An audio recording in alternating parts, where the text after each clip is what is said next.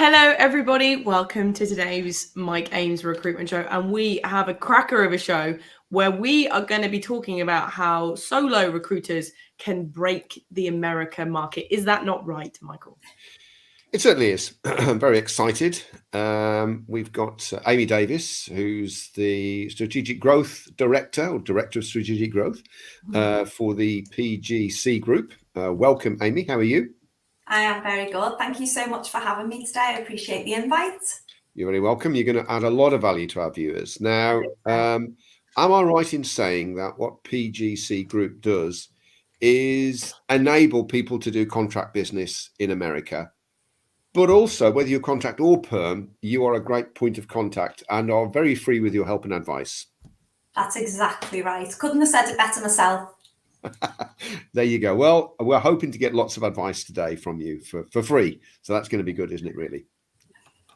Right. So to begin with, I feel like the first question that we need to ask, Amy, is in the UK, especially at the minute, everything's crazy. Everyone's run off their feet. It's a kind of exploded market. So why should people even think about looking at the USA market? Yeah, that's a great question, Kirsty. And there's a couple of reasons why. I'll give you the headlines and then maybe we can dig a bit deeper into some of these as the session goes on. But I've got three. The first is it's a much bigger market that's less saturated.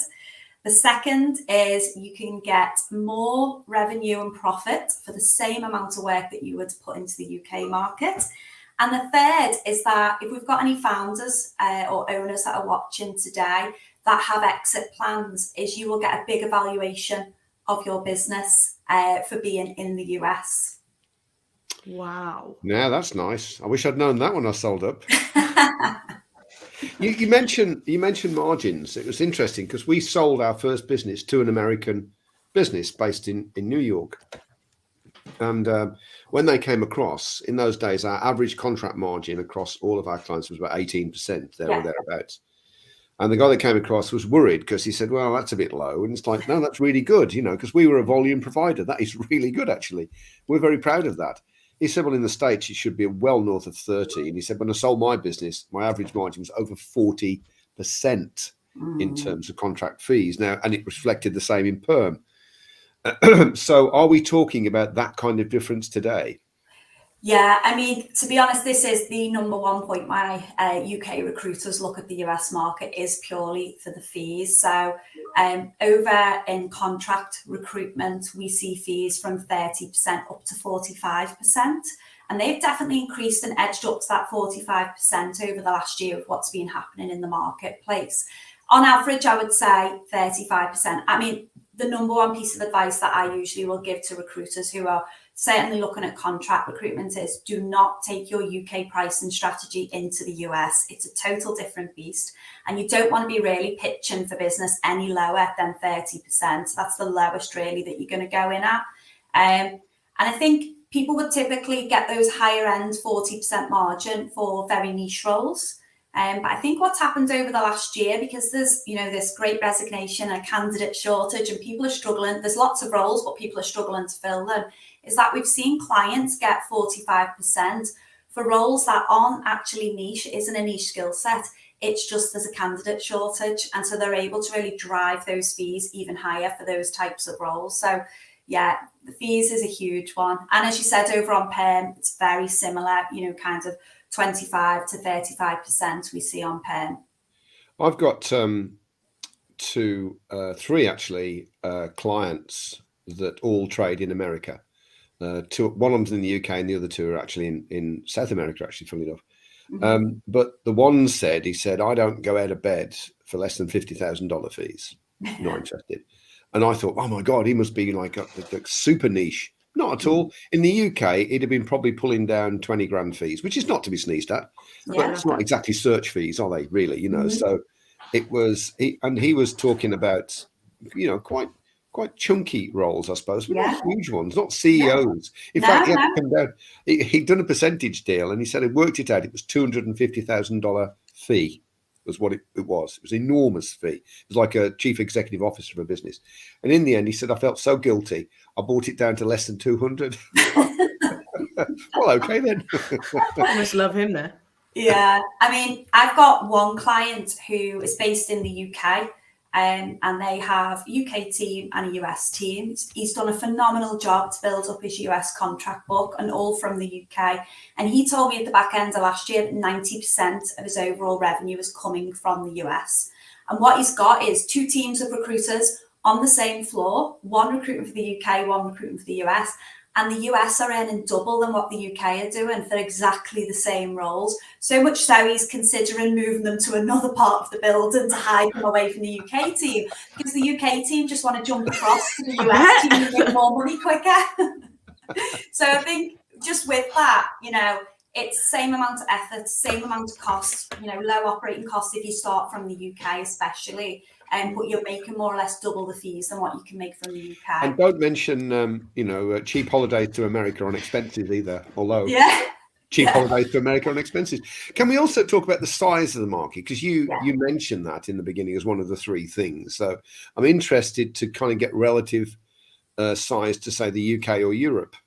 Yeah, of course. So last year, if I talk from a global perspective first, and that'll help us just to narrow down to kind of UK and the US. But globally last year, the recruitment industry generated around $497 billion in revenue. That was globally. And over 55% of that revenue was generated in 3 countries alone.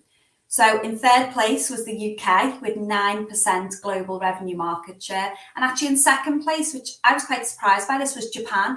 They have 15%.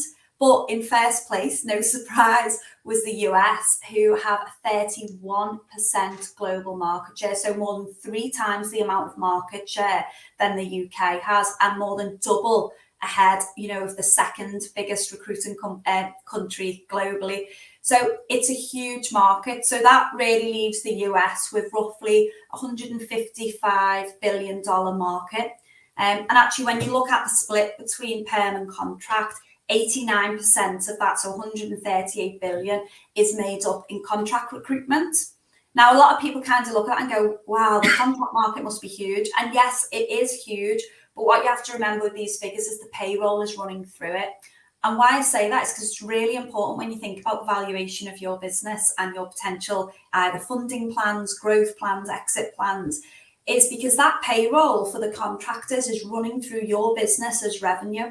And so that's all accounting for your growth and your key metrics when other people or investors are looking at your business. So, you know, it's a huge market, so huge, you know, a lot of people struggle to get their heads around it, like how much business is actually to be had in the US. When we were off air, you said it's actually 50 countries, really. Think of it as 50 countries, didn't you? Yeah, absolutely. And this is the thing, you know, geographically, from a size perspective, you know, people really struggle to kind of get in their heads how big the market is.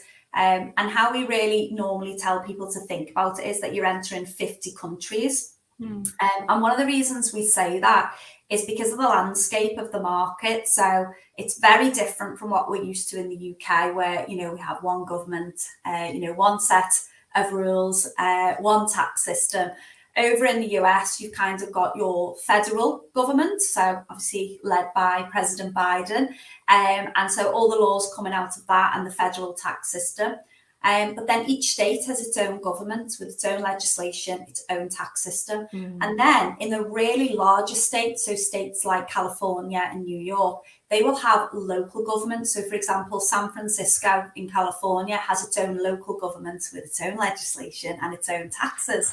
So, yeah, you're dealing with kind of a multi-dimensional system from a legislative point of view, from a tax point of view, but also from a culture point of view. You know, how you do business with someone in New York is going to look very different to how you do business with someone in Florida, because it's a different culture and they like to do things. Can we hold that thought? Because I want to come back to that, because there's some open questions around IR35.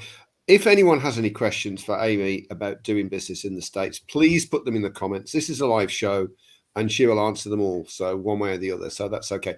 Just going back to the benefits, because the other thing that perhaps some people might be concerned about is America, the home of capitalism, lots of sharp suits and New York, and it's all kind of, you know, and there we are, a bunch of country bumpkins from England kind of compete against these recruitment Goliaths. How does that work out then?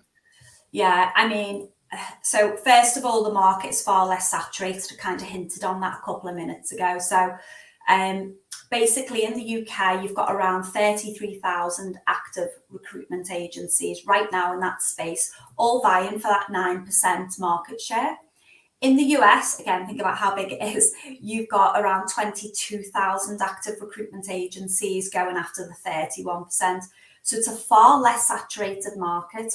And not only that, but the way that recruiters are viewed in the US is very, very different to how they're viewed in the UK. I mean, I've, worked with recruiters for, a number of years now, and my respect for them only grows with each interaction, because the role that they do is so tough, very, very versatile, and you have to be skilled in so many different areas to be successful. But however, in the UK, recruiters will tell me that their clients almost view them as a necessary evil. Like, oh, we'll only use a recruiter if we can't find a candidate ourselves. Whereas actually across the pond in the US, clients view recruiters as professionals. These are actually careers that graduates want to enter into. And the first port of call when a client's got a candidate is a recruitment agency. That, they don't try to source it themselves, and they're always going to work with recruitment agencies. So it's actually a much more respected profession.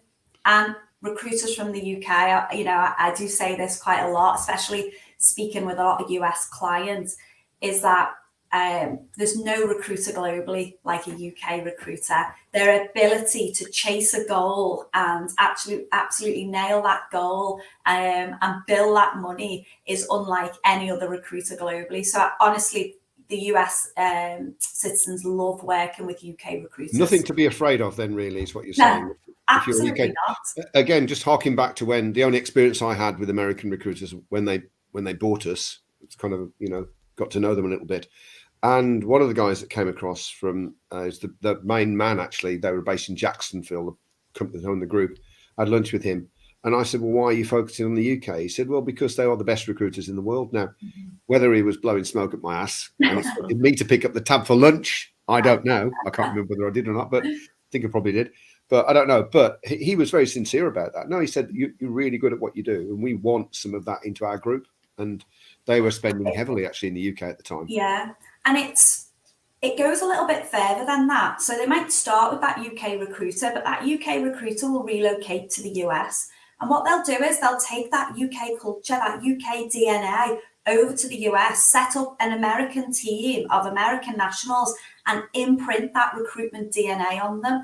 And so they're then growing people, with that training mindset and that goal-driven mindset at the forefront, and creating American teams that are absolutely fantastic recruitment professionals, because they've took that mature, established UK methodology over to the US and being able to recreate it with an American team. So usually most of our clients will start in the UK. They'll almost incubate a team there, allow them to become really successful. But it's really important that if you are looking at recruiters in your team to do that they're willing to relocate at some point to help scale up the business, actually with an office and an entity over in the US. I can relate to that as well. And it's only just since you mentioned that, the Americans, when they came to us, they did take quite a bit of our stuff back across the water. They did. They took a lot of the systems that we used and the content that it wasn't called content in those days, but the things that we used to engage people with. And back it went. I don't know what they did with it. No idea. But they took a lot of it with them, for sure. I mean, one of our biggest clients today, so we started working with them in 2016. I actually had a great chat with the MD last week, and he started in the UK, went over to the US for this firm, and it was just him. He's now got 9 offices in 8 states with over 650 employees in America. And he said he's trained them in the way that he was trained in the UK, and he's just recreated. He's got great trainers, and he's scaled it up to be just an absolutely huge business. And they're kind of running a contractor payroll book of 2 million every 2 weeks, so 4 million. Honestly, it's insane. So just from starting from the UK and going over and scaling it up in the US. It's a phenomenal story. Are you ever tempted to go back to recruitment, Mike? Maybe in America? Yeah, I've been having a lot of offers. My agent's been ringing me about Netflix, so maybe I could. You guys are on your own. Just before, I want to come in a second to the barriers to entry, because this sounds too good to be true to me. So I'm sure it must be so hard to do business in America, but maybe not. Do you want to go to questions, Kirsten? We've got a couple. So Gavin, this one has been split into two, so bear with me. So he said basically, can you explain the difference between how we see contractors in the UK and how it is in the US? Because they call it staffing and they use EORs, but it seems like it's not a B2B relationship, but a B2C on the candidate side. Can you confirm this and sort of what does that mean? Yeah, Gavin, great questions. And we could probably talk about this for a lot longer if it was just a conversation between you and I. So I'll make sure we connect after this. But essentially, contractors are treated very differently in the US. So what I spoke about earlier in terms of the landscape of federal, state and local, that does impact contractors. So it is important to work with an EOR, especially when you're starting out. And because they will. Can you explain what an EOR is? Sorry, could you just explain what an EOR is? Yeah, sure. So an employer of record. So what that employer of record does is payroll, insure, and extend all benefits to the workers, and they will be the employer on record for those contractors, and it'll all be run through the US entity. So they're registered in all the states. They process all the taxes. So in terms of that multi-dimensional tax and legislative system, they are navigating that on your behalf and keeping you compliant. And that's what makes it actually easy and a relatively low barrier to entry to be able to access this contract market right from where you're sitting now. And that's what PGC is, isn't it? Yeah, that's what we do, yeah. But I think we were talking about this recently, Mike, that that's what we do. So you only really need us when you've got a deal and you've got a candidate that you need to payroll. But what's happened very organically for PGC over the last number of years is that because we've been in the market so long, because we've helped so many clients go there and grow their business to be huge and successful, is we speak to a lot of our prospective clients at the very early stages when they're thinking about expanding to America, and we give them loads of free advice and guidance. We give them loads of support, a little bit of emotional support as well throughout their time to when they actually get to place their first contractor. So very organically, we've become very consultative, because if you Google how to expand to America, there's too much information. We can pick up on that a little bit at the end, actually. I think sure, that's no problem. I think that's going to be a good thing to do right when we finish. So, okay, so come to questions again later. But barriers to entry, why don't I go back into recruitment right now and get myself over to New York and conquer the world? What's stopping me from doing that? Absolutely nothing, other than lifestyle, maybe. So the barriers to entry are very low. So similar to what I said before, that you can do this right from where you're sitting, in the UK, and you don't need a US entity. So you can run everything through your UK business. Initially, while you're starting it off, we do advise as you grow, you're going to want to establish a US entity to scale it further, but you can do it straight from the UK. And really, the beauty of that is low operating costs, because you're going to use your existing office space, your existing tech stack, your existing infrastructure, and your existing resource. And then once you get success, you can grow it out from there. So, it's one of the reasons a lot of people do start in the UK, because they can. And they can access it right now from today. Okay, now there's something about this as well that I've spoken to you about before and others, is that and you mentioned it briefly earlier, that the US is strangely a little bit more about relationships and a little bit less about the transaction. Obviously, transactions you need to make placements, of course, and we all know that. But the reason that this interested me was that we are a relationship-driven business. When we coach people, it's about relationship sales. Yeah. That's the deal. Build relationships, because the money comes to you then, rather than you having to go to the money. So to me, it sounds like an ideal market, because if you can build relationships with key decision makers, then the work will come to you. I mean, it's perfect as far as I can see. Is that how it is? 100% agree. What our clients have told us is that their clients based in the US are much more relational in the US compared to being transactional in the UK. So again, like I was saying earlier, You know, some clients will use a recruiter when they desperately need them and they're not really the first port of call when they have a vacancy.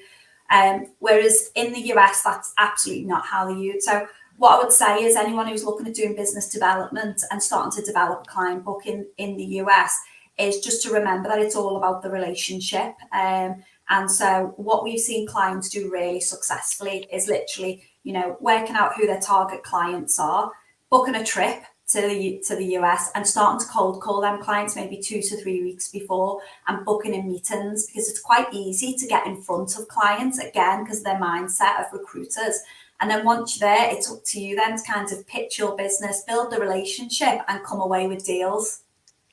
I'm liking the sound of that. Seriously, I could have built a huge empire in America back in the day, because that's exactly how I see recruitment. It's not a transactional activity. That's the result of all the other things that you do. It's not the objective. Yeah. And that's awesome. I think because it is so relational, what we see in here is so many more clients that are able to have exclusivity agreements, are able to work on a retained basis because they've built that strong relationship. So clients are much stickier because of that. Okay, I've got two questions left for you, and I think we're pretty much done. We'll take any more questions if you have any. Please type them in. Number one, very quick one. Is there an American version of IR35? Yeah, and if I spent more than 3 minutes talking about this, I can guarantee the audience would fall asleep. So I won't. But what I will say, because it is important that people, you know, do know this if you're thinking about the US, is yes, there is an equivalent of IR35. It is much more advanced actually in the US than it is in the UK. You know, legislation concerning this has been around kind of 10 years longer than the UK. And so because of that, there's a lot more case law. And in addition, like I was talking before about each state having their own government, each state will take that federal legislation on IR35 and adapt it for their state. So again, the rules can change depending on the state where you're placing the contractor. I won't say more than that, but other than it's important to mitigate your risk in this area. And if anyone does need any advice with that, I'm more than happy to send you to sleep on a separate meeting. Okay, and you are the font of all knowledge on that. I know that for a fact. Okay, let's move on. You've talked a lot about contract, and there are obviously IR35 type rules and 3 different levels of legislation, and I'm guessing that it's more complex because you do have to payroll them, or someone does, etc., etc. How easy is it to start on perm? Because you hinted earlier that might be a really good first step. Get in there, get a few permy gigs, and then take it from there. Is that the way forward? Definitely.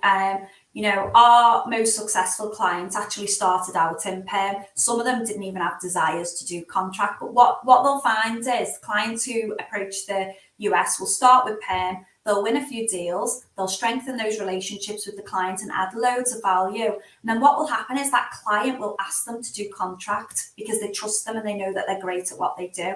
And I've actually got a client who has been recruiting for their client in Austin, Texas for a good while now, filling all their perm roles. And they went out to see them recently.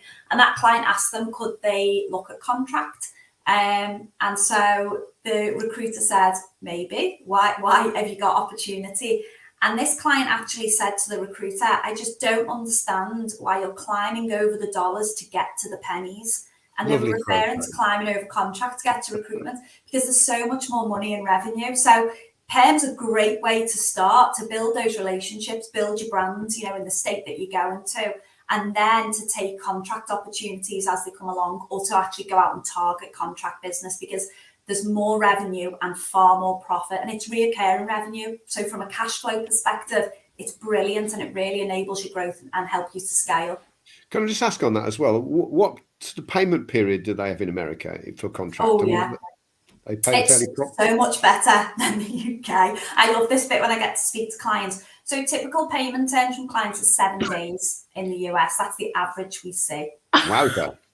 Yeah, I know. So now 30, 60. I mean, I know in the UK, I've worked in the UK market for a long time prior to PGC. And, you know, some clients would have kind of 120 days. Yeah. It's 7 days is the average. And one of the reasons for that is because on contract, the contractors don't work on a paid when paid basis like it is in the UK. Actually, the state legislation determines when the worker should be paid for the work after the work's been completed, and it's a very short window. So that means that it's, the turnaround times from the worker completing to the worker being paid is very short, and all the clients know that. So they pay within 7 days. And I've heard from all our clients that they're really good payers too. They don't need to chase them too much to get paid. This is getting better and better. We're about ready to kind of wind up for this show, but have we got any last questions, Kirsty? We have got a couple of last questions. So this one from Rob, you may have covered, but I'm bringing it up anyway. Do CEOs respond better to like cold call type situations, or is it like a LinkedIn soft approach? Which way do you think people normally go? I would actually say that does vary state by state. I'd say New York, they'll take cold calls. They just, want to get to the business, want to know what you ring them for and get straight to it and pitch to me. Whereas in more of the relational states like Florida, like I mentioned earlier, it's probably more of a soft approach.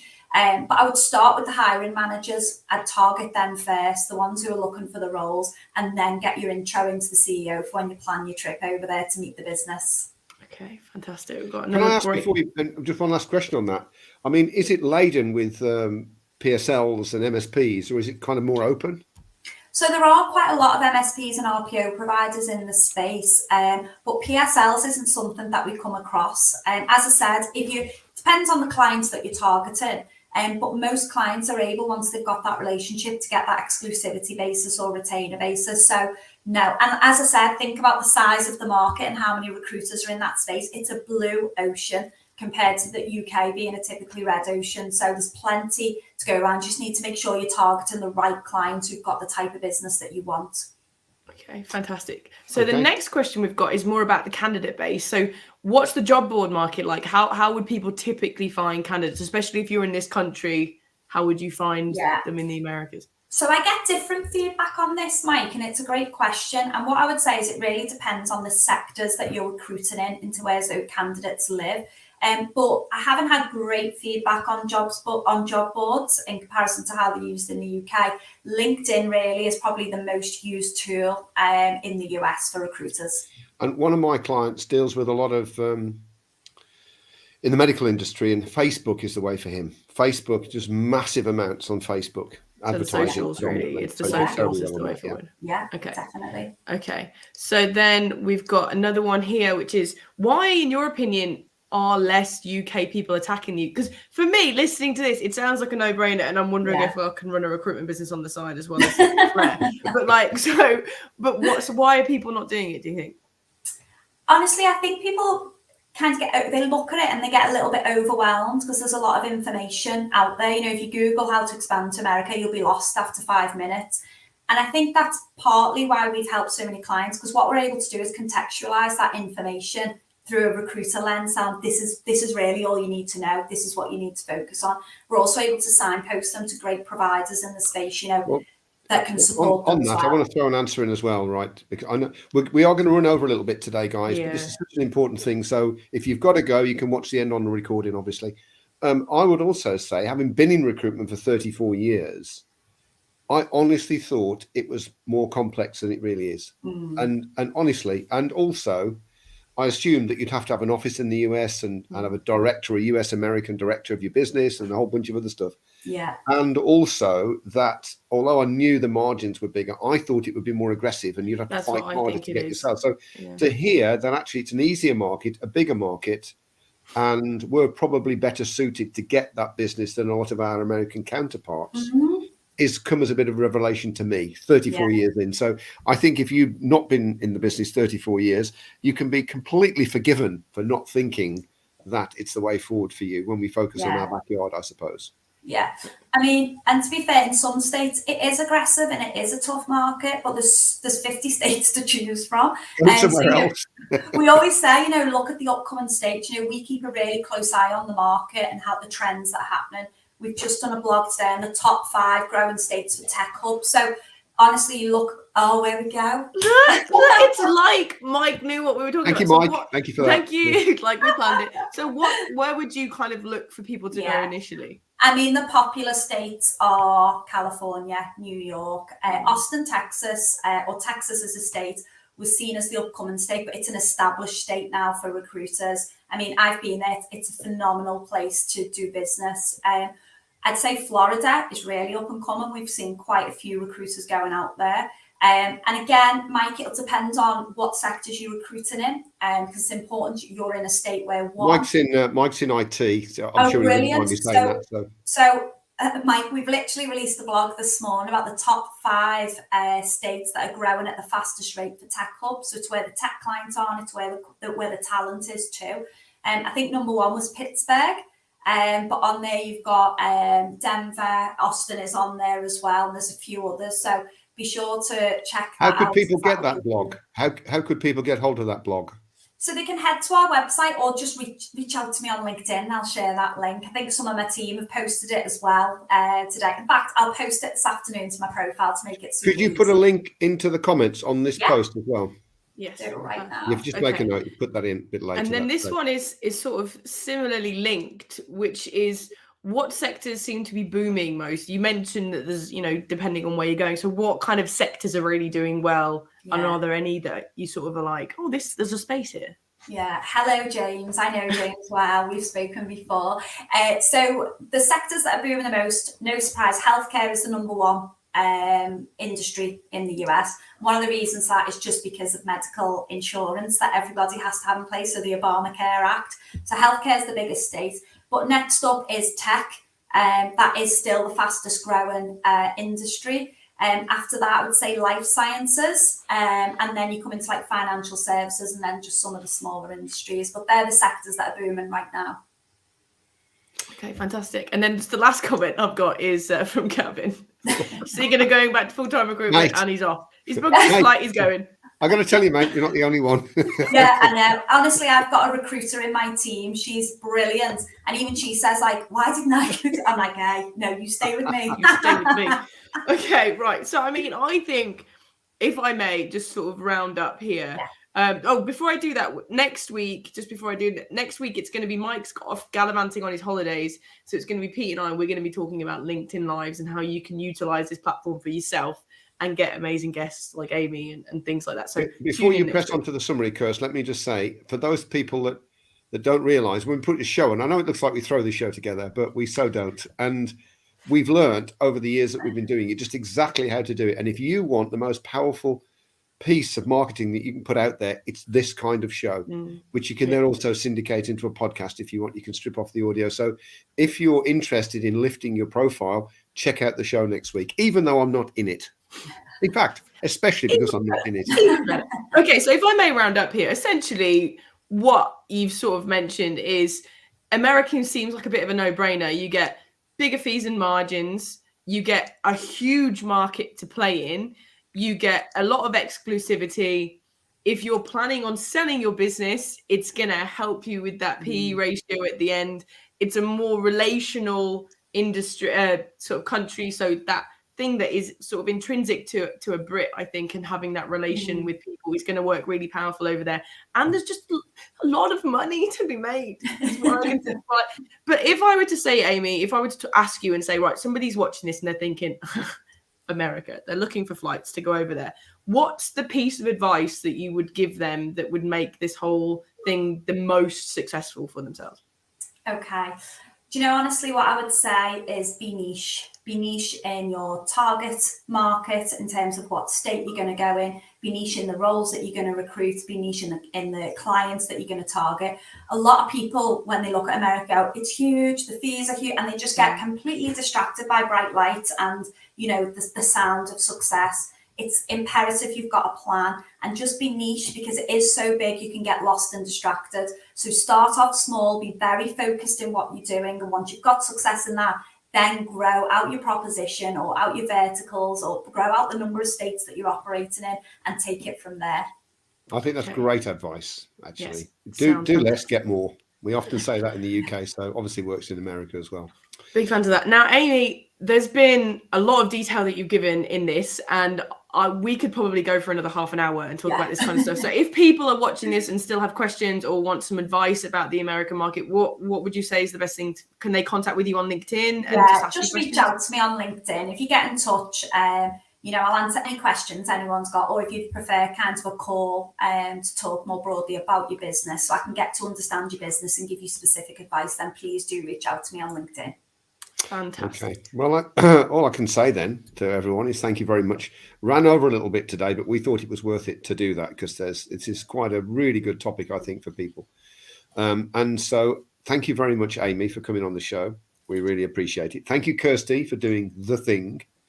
And I shall see you all in 2 weeks, I think, when we're going to be doing something. Oh, yeah, we're going to be doing the 7 pillars of scalability. So sounds pretty dull in comparison to doing business in America, but it so isn't. The Americans appreciate it anyway. So I'll see you all in a couple of weeks. And Kirsty, we'll see you next week. Thanks.